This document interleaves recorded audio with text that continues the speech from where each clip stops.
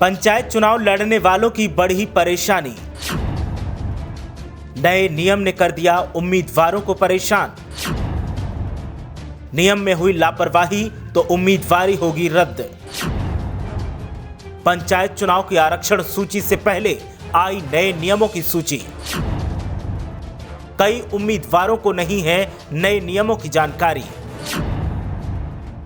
अधूरी जानकारी बन सकती है परेशानी की वजह।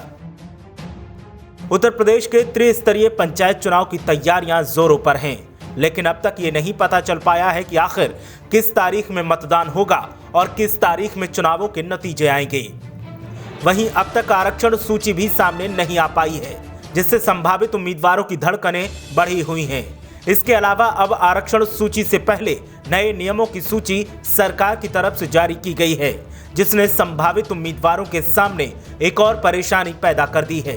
हालांकि कई उम्मीदवारों को इस सूची और नए नियमों की जानकारी है, लेकिन कई उम्मीदवार ऐसे हैं जिनको नए नियमों के बारे में जानकारी नहीं है। ऐसे में अब अगर अधूरी जानकारी के साथ आवेदन किया गया तो फिर परेशानियां भी बढ़ सकती हैं।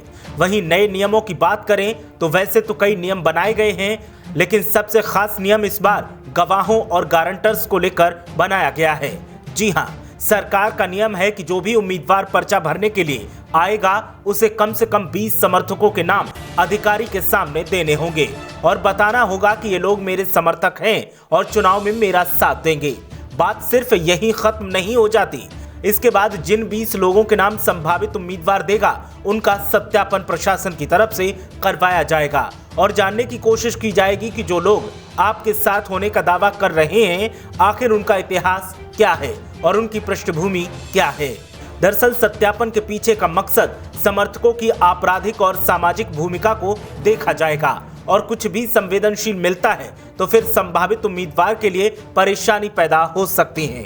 साथ ही प्रशासन इस बार उन बूथों को चिन्हित करने में लगा है जो सुरक्षा की नजर से संवेदनशील हैं। संवेदनशील बूथों पर मतदान करवाने के लिए प्रशासन बेहतर इंतजाम करने में लगा है ताकि किसी भी तरह की परेशानी न हो।